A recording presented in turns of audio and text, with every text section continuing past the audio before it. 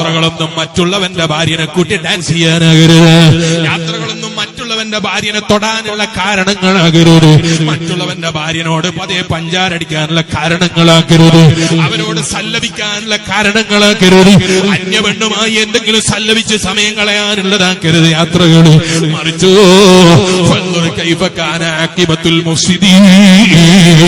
യാത്രകൾ നിങ്ങൾ ധാരാളം പോയിക്കോ. ഷാഫി ഇമാം റളിയല്ലാഹു അൻഹുവിനെ പരിചയമില്ലേ?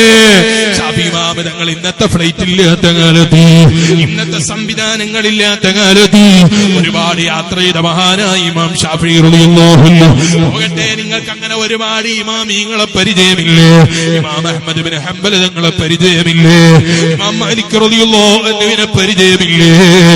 ആ ഇമാം മാലിക് തങ്ങളെ പഠിക്കാൻ ഇമാം ഷാഫി റളിയല്ലാഹു അൻഹു യാത്ര ചെയ്തിട്ടാ വന്നത്. മഹാനായ മുഹീദ്ദീൻ ശൈഖ് റളിയല്ലാഹു അൻഹു കിലോമീറ്ററുകളോളം യാത്ര ചെയ്ത് രാജ്യത്തിന്റെ അതിർവരമ്പുകൾ മറികടന്നിട്ട് യാത്ര ചെയ്തിട്ടാണ് മഹാനായ ഇമാം മുഹീദ്ദീൻ ശൈഖ് റളിയല്ലാഹു അൻഹു പഠിച്ചത് കേട്ടോ. നിങ്ങൾക്ക് യാത്രകളാകാം, പക്ഷെ അല്ലാഹ് അനുവദിക്കാത്ത വഴിയിലാകാൻ നിർവാഹമില്ല. അന്യപുരുഷന്റെ കൂടെ യാത്ര ചെയ്യാൻ നിർവാഹമില്ല. ഉംറക്കാണെങ്കിലും പാടില്ല എന്നാ പറഞ്ഞത്. അന്യപുരുഷനായ മുസ്ലിയാരെ കൂടെ ഉംറക്കാണെങ്കിലും പോകരുത് എന്നാ പറഞ്ഞത്. മഹ്റം കൂടെ ഉണ്ടാകുമെങ്കിൽ മാത്രമാണ് യാത്ര ചെയ്യേണ്ടത്. ഇരിക്കട്ടെ, അങ്ങനെ അള്ളാഹ് പൊരുത്തപ്പെടുന്ന വഴിയിലാകണം യാത്ര. നിങ്ങളെ ബാപ്പമാരെ കൂടെ യാത്ര ചെയ്യണ്ട എന്ന് ഇസ്ലാം പറഞ്ഞിട്ടില്ല. നിങ്ങളെ ഭർത്താവിന്റെ കൂടെ യാത്ര ചെയ്യണ്ട എന്ന് ഇസ്ലാം പറഞ്ഞിട്ടില്ല. പക്ഷേ മറ്റുള്ളവന്റെ, നിന്റെ സുഹൃത്തിന്റെ ഭർത്താവിന്റെ കൂടെ യാത്ര ചെയ്യാൻ ഇസ്ലാം അനുവദിച്ചിട്ടില്ല. ഭർത്താവിന്റെ അനുജനാണെങ്കിലോ പറ്റൂല എന്നാണ് ഇസ്ലാം. മുസ്ലിയാരെ, അത് സ്വന്തം അനുജനെ പോലെ അല്ലേ? നിങ്ങൾ അനുജനെ പോലെ എന്ന് പറഞ്ഞോളൂ, വിശ്വസിച്ചോളൂ. പക്ഷേ ഭർത്താവിന്റെ അനുജനെ തൊടാനോ, ഭർത്താവിന്റെ ചേട്ടനോട് സല്ലപിക്കാനോ, ഭർത്താവിന്റെ ചേട്ടനെ തൊടാനോ ഇസ്ലാം അനുവദിച്ചിട്ടില്ല. സ്വന്തം അമ്മായിയല്ലേ മുസ്ലിയാരെ? അമ്മായിന്നോ അല്ല സ്വന്തം ഇച്ചാച്ചാ തന്നെ നീ പേരിട്ടാലും ഇക്കാക്കാന്ന് പേരിട്ടാലും പേരിട്ടത് കൊണ്ട് ജായിസാകൂല. എന്തിനാ ഇസ്ലാം ഇത്ര കടുംപിടുത്തം മുസ്ലിയാരെ? ഇങ്ങനെ കടുംപിടുത്തുള്ളൊരു മതാണോ ഇസ്ലാം? എന്തിനാ കടുംപിടുത്തം എന്നറിയോ? ആ കടുംപിടുത്തം ഇല്ലാത്തതിന്റെ പേരിൽ 2 മാസം മുമ്പ് നിങ്ങൾ പത്രത്തിൽ വായിച്ചില്ലേ? ഓൻ തൊട്ടു, ഇവള് തൊട്ടു, അവൻ നോക്കി, ഇവള് തൊട്ടു. കംപ്ലൈന്റ് തീരുന്നില്ല. കംപ്ലൈന്റ് പറഞ്ഞിട്ട് 1 മാസമായി തുടങ്ങിയിട്ട് ഇപ്പോഴും തീർന്നിട്ടില്ല. ഇപ്പോഴും പേടിയിലാണ് പലരും. പഠിച്ചോനെ എന്നെ കുറിച്ചും പറയോ? ഇങ്ങനൊരവസ്ഥ പുരുഷന്മാർക്ക് ഇല്ലാതിരിക്കാനാണ്, ഇങ്ങനൊരവസ്ഥ സ്ത്രീകൾക്ക് ഇല്ലാതിരിക്കാനാണ്. ആരെടുക്കലാണ് തെറ്റു എന്ന് പറയാൻ ഞാൻ കോടതിയിലെ ജഡ്ജിയല്ല. ആരെടുക്കലാണ് ശരി എന്ന് പറയാൻ ഞാൻ ഔലിയാക്കളെ കൂട്ടത്തിൽപ്പെട്ടയാളല്ല.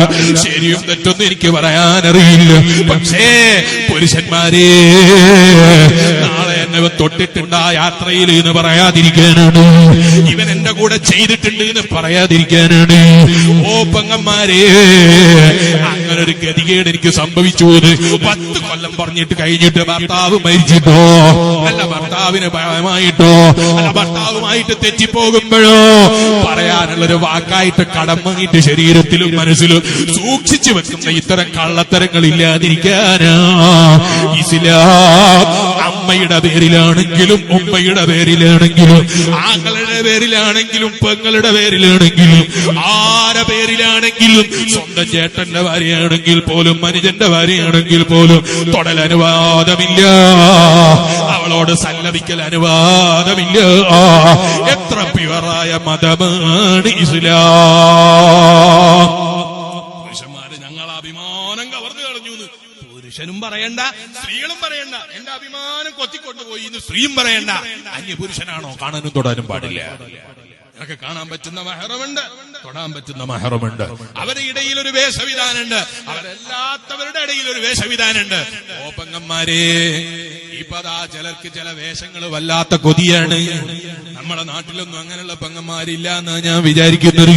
അല്ലാഹു നമ്മളെ പെങ്ങന്മാരെയും നമ്മളെയും നന്നാക്കി തരട്ടെ. സ്കൂളിലേക്ക് പോകുന്ന കുട്ടിയുടെ ചുണ്ട് ചോപ്പിച്ചില്ലെങ്കിൽ ഉമ്മാക്ക് വിഷമാണ്. അങ്ങനത്തെ കുട്ടികൾക്ക് എന്തായാലും വിഷമുണ്ടാകൂല എന്ന് ഞാനങ്ങ് നല്ലത് വിചാരിക്കുന്നു.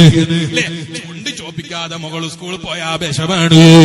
കോളേജിൽ പോകുന്ന മകള് മേക്കപ്പ് ഇടാൻ മറന്നുപോയാൽ പാപ്പക്ക് ടെൻഷനാണ്. എന്റെ മോള് മൊഞ്ചു പറഞ്ഞു പോയോ, വയല് കേൾക്കുന്ന ഉമ്മ, വയല് കേൾക്കുന്ന പെങ്ങളെ, എന്തിനാ നിന്റെ മോളെ കോളേജിലയച്ചത്? വിചാരശാലക്കാണോ? അല്ല. അല്ലെങ്കിലോ നാട്ടുകാരെ കണ്ടിട്ട് നോക്കിയിട്ട് എന്റെ മോളെ ബഹുമാനം പറയാനാണോ? ഇതിനാണോ നിന്റെ മകളെ സ്കൂളിലയച്ചത്? സ്കൂളുകൾ അതിനല്ല കേട്ടോ, പഠന കേന്ദ്രങ്ങളാണ്.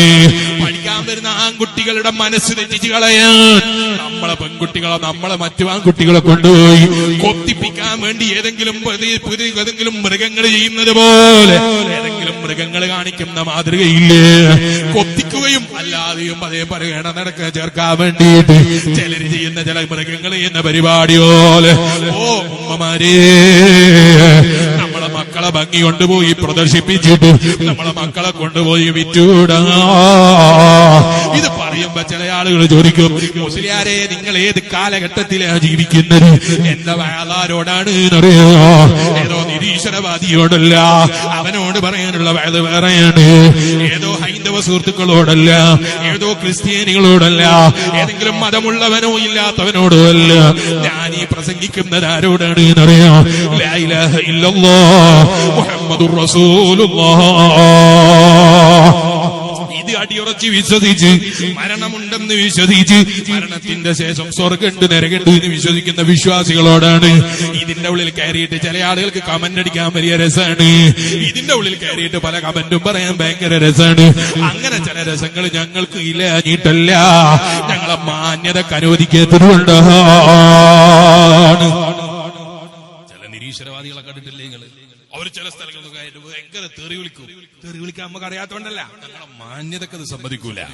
അല്ലാഹുവിന്റെ ഹബീബ് നബി മുഹമ്മദുർ റസൂലുള്ളാഹി സ്വല്ലല്ലാഹു അലൈഹി വസല്ലം തങ്ങൾ പഠിപ്പിച്ച ഒരു ആശയമുണ്ട്. ആ ആശയം അനുസരിച്ച് സംസാരിക്കാൻ പറ്റുന്നവനല്ല അവൻ. അവനോട് ചിലപ്പോ നമ്മളൊന്നും പറയൂല. എന്തുകൊണ്ട് പറയൂല? അവനോട് ചിലപ്പോ നമ്മൾ എന്തെങ്കിലും സംസാരിച്ചാൽ അവന് ബ്രേക്ക് ഉണ്ടാകൂല. കാരണം ഉമ്മ എന്ന് പറഞ്ഞാൽ ആരാന്ന് അവനക്ക് അറിയില്ല. കാരണം ഉമ്മാനെ അവനൊരു മെഷീനായിട്ടാ കണ്ടത്. ബാപ്പാനെ അവനക്ക് അയാളെ സുഖത്തിന് വേണ്ടി എന്തൊക്കെയോ പണിയെടുത്തിട്ടുണ്ടാവും. അവന് ഞാനെന്ത് ചെയ്യാനാന്ന് ചിന്തിക്കുന്നവൻ. അവനോട് എന്ത് പറയാനാ? അവനോട് ഈ വയത് പറ്റൂല. അവനോട് പറയേണ്ട ചില വയതുണ്ട്. അങ്ങനെ ആവശ്യമുണ്ടെങ്കിൽ അവൻ ഒറ്റക്ക് വന്നാ പറഞ്ഞു കൊടുക്കാം. അല്ലേ? അവനോട് പറയേണ്ട വയൽ വേറെയാണ്. ഇത് വിശ്വാസികളോടുള്ള വയലാണ്. അതിന്റെ അടിയിൽ കയറിയിട്ട് ചില ആളുകൾക്ക് ഇന്നത്തെ കാലത്ത് മേക്കപ്പ് ഒന്നും പാടില്ലേ മൊയ്ലിയാരെ എന്ന് ചോദിക്കുന്നു. ഞാൻ ചോദിക്കട്ടെ, പഴയ കാലവും ഇന്നത്തെ കാലവും തമ്മിൽ എന്താ മാറ്റം എന്ന് പറഞ്ഞുതരോ? പഴയകാലവും മുൻഗാമികളായ ആളുകൾ ജീവിച്ചതും ഇന്ന് ജീവിച്ചതും തമ്മിൽ എന്താ മാറ്റം? എന്തേ ആയുസ് കൂടുതൽ കിട്ടിയോ? ചുണ്ടിന്റെ മേലെ ചോപ്പിച്ചപ്പോ മുഖത്ത് കളർ കൂട്ടിയ പായസ് കൂടിയോ? മഹാനായ നബിയുല്ലാഹി നൂഹ് അലൈഹിസ്സലാം ഇവിടെ ജീവിച്ചില്ലേ? 900 കൊല്ലം ദഅവത്ത് നടത്തിയ മഹാനായ നബിയുല്ലാഹി നൂഹ് അലൈഹിസ്സലാമിനെ കുറിച്ച് പറയുന്നത്. 900 കൊല്ലം ജീവിച്ചടോ ആ നൂഹ് നബി അലൈഹിസ്സലാം. മേക്കപ്പ് ചെയ്തിട്ടാ ഇത്രയും കാലം ജീവിച്ചത്. മഹാനായ നബിയുല്ലാഹി ആദം അലൈഹിസ്സലാം, നമ്മുടെ മുൻഗാമികളായ അംബിയാ മുർസലീങ്ങൾ ഇവിടെ ജീവിച്ചു. അവർ ജീവിച്ചത് മേക്കപ്പ് കൊണ്ടാ. അവർ ജീവിച്ചത് ഇത്തരം തോന്നിവാസങ്ങൾ ചെയ്തിട്ടാണോ? അല്ല. എന്നിട്ട് അവർക്ക് എന്തെങ്കിലും കുറവുണ്ടായോ ഇവിടെ? ഇപ്പൊ ചില ചെറുപ്പക്കാര് ചോദിക്കും, ഇന്നത്തെ ജനറേഷനോട് പറയേണ്ടതാണോ ഇത് മുസ്ലിയാരെ? നീട്ടിയിട്ട് പറയുന്നു, കൊടിച്ചിട്ട് പറയുന്നു, വളച്ചിട്ട് പറയുന്നു, ഓങ്ങിയിട്ട് പറയുന്നു. ഇതൊക്കെ വിശ്വാസികളോടുള്ളതാണ്. നിങ്ങൾ എന്തിനീ വിശ്വാസികളെ വിഷയത്തിൽ ഇടപെടണം? വിശ്വാസികൾക്ക് ഇത് കേൾക്കുമ്പോൾ ആത്മീയതയുണ്ട്. അവർക്കിത് കേൾക്കുമ്പോൾ അവർക്ക് അല്ലാഹുവിനെ കുറിച്ച് ഓർമ്മയുണ്ട്. അവരോടാണ് ഖുർആൻ പറയൂ, എല്ലാവർക്കും ഉപകാരപ്പെടുന്നല്ല പറഞ്ഞത്. തംഫഉൽ മുഅ്മിനീൻ, വിശ്വാസികൾക്ക് ഉപകാരപ്പെടുന്ന ഖുർആൻ. ഇത് വിശ്വാസികളോടുള്ള വഅലാണ്.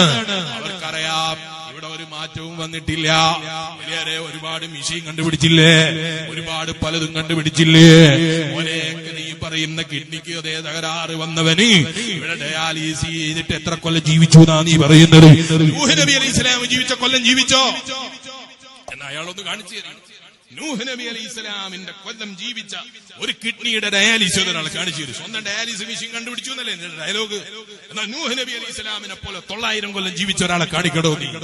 അതുപോലെ നമ്മളെ മുൻഗാമികളായ അംബിയ മുർസലീങ്ങള് നൂറുകണക്കിന് വർഷം ജീവിച്ച മഹാന്മാരായ അംബിയാക്കൾ ഉണ്ടായിരുന്നു ഇവിടെ. മഹാനായ നബിയുല്ലാഹി ഖലീലുല്ലാഹി ഇബ്രാഹിം നബീന അലൈഹിസ്സലാം, ആ ഇബ്രാഹിം നബി അലൈഹിസ്സലാമിന്റെ ആയുസ് കിട്ടിയവൻ ഇവിടെ ഇവിടെ അല്ല മൊയ്ലിയാരെ. ഞങ്ങൾ ഒരുപാട് പുരോഗമിച്ചിട്ട് എന്ത് കിട്ടിയെന്നാ പറയുന്നത്? മനുഷ്യന് ജീവിതത്തിൽ ഏറ്റവും കൂടുതൽ ആഗ്രഹിക്കുന്ന കാര്യം എന്താ? ജീവിക്കലല്ലേ? അല്ലേ?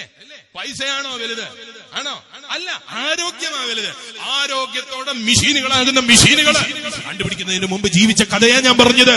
ആദം നബി അലൈഹി സ്വലാം 1000 കൊല്ലം ജീവിച്ച്, നൂഹ് നബി അലൈഹി സ്വലാം 1000 കൊല്ലം ജീവിച്ചു. എന്നിട്ട് ആ നൂഹ് നബി അലൈഹി സ്വലാം ജീവിച്ച കൊല്ലം പോയിട്ട് അതിന്റെ പകുതി കൊല്ലം കഴിച്ചിട്ട് 90% ജീവിതം ആരെങ്കിലും ഉണ്ടാക്കാൻ ഇതുവരെ കഴിഞ്ഞോ ഞാൻ ചോദിച്ചത്. 90 വയസ്സിന് കഴിക്കാൻ തന്നെ എന്റെ ഡയാലിസിസ് മെഷീന് പറ്റിയിട്ടില്ല. കിഡ്നി മാറ്റിവെക്കുന്ന ശാസ്ത്രക്രിയയിലെ മൊയ്ലിയാരെ ഉണ്ടോ? ഉണ്ട് എന്ന് ഞാൻ അറിയും, നമ്മളൊക്കെ അറിയും. എന്നിട്ട് കിഡ്നി മാറ്റി വെച്ചിട്ട് 90 കൊല്ലം ജീവിച്ച ഉപ്പാപ്പ എത്ര ഉണ്ട്? കിഡ്നി മാറ്റി വെച്ചിട്ട് 100 കൊല്ലം ജീവിച്ച ഉപ്പാപ്പമാർ എത്ര ഉണ്ട്? 100 കൊല്ലം ജീവിച്ച ഉമ്മമാർ എത്ര ഉണ്ട്? ഇതല്ലേ നിന്റെ കണ്ടുപിടുത്തം എന്ന് പറയുന്നത്. ഇതൊന്നും ഇല്ലാത്ത കാലത്ത് അള്ളാഹു മനുഷ്യരെ ബോധ്യപ്പെടുത്താനാണ് നൂഹ് നബി അലൈഹി ഇസ്ലാമിനെ ഇവിടെ 900 കൊല്ലം ജീവിപ്പിച്ചത്. 950 കൊല്ലത്തിലേറെ മഹാനായ നൂഹ് നബി അലൈഹി ഇസ്ലാം ഇവിടെ ജീവിച്ചത് എന്തിനാ? നമ്മളെ ബോധ്യപ്പെടുത്താനാണ്. ഇങ്ങനെ ചിലത് ബോധ്യപ്പെടുത്താൻ മനുഷ്യൻ കണ്ടിട്ടില്ലേ അവന് മനസ്സിലാകൂല. അതുകൊണ്ടാണ് ആ സിനിമാ നടന് അതാ പാലിന്റെ പുഴ ഉണ്ടാവും എന്ന് പറഞ്ഞ പോനിങ്ങനെ ആലോചിക്കും. അതെങ്ങനെ പാലിന്റെ പുഴ ഉണ്ടാകല്? അങ്ങനെയാണോ വെള്ളത്തിന്റെ പുഴ ഉണ്ടായത്? നിന്റെ ഉപ്പാപ്പ വന്നുണ്ടാക്കിയതാ? അല്ലെങ്കിൽ നിന്റെ ഏതെങ്കിലും ഉപ്പാപ്പമാര് വന്നിട്ട് അവര് പോയി കിളച്ചുണ്ടാക്കിയതാണോ പുഴ എന്ന് പറയുന്നത്, കടൽ എന്ന് പറയുന്നത്? ഏതെങ്കിലും നിങ്ങളെ